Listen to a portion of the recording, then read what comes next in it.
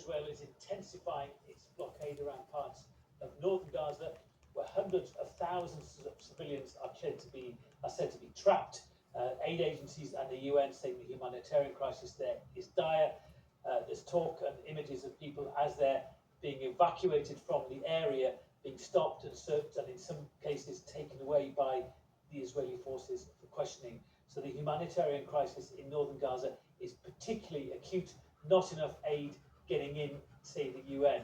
And of course, aid into northern Gaza and the impact of Israel's military offensive in the north was the subject of Antony Blinken's visit when he came to Israel earlier in the week. Mr. Blinken has since moved on to other parts of the Middle East, and in Qatar today as he left, he also reiterated the need for a better humanitarian response in Gaza. Israel hasn't directly responded to that.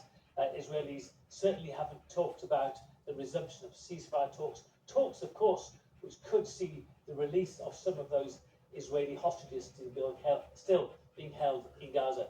But there was some hope out of Blinken's talks in Qatar that the Qataris themselves, who have been mediators throughout this year, may be trying to get talks going again, and that mediators, particularly from Egypt and Qatar and the United States, might sit down again to try and get those ceasefire talks going again. But I must say that hopes aren't very high on either side. Hamas doesn't really have an obvious leadership at the minute after the killing of Yahya Sinwar last week, and the Israeli Prime Minister Benjamin Netanyahu hasn't really expressed thus far that much interest in restarting ceasefire talks before he's achieved a full military victory in Gaza.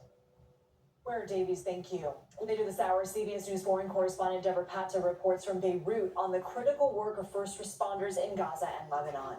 Boeing workers are still on strike ahead. Why factory workers rejected the company's latest contract and what it means for consumers. You're streaming the Daily Report.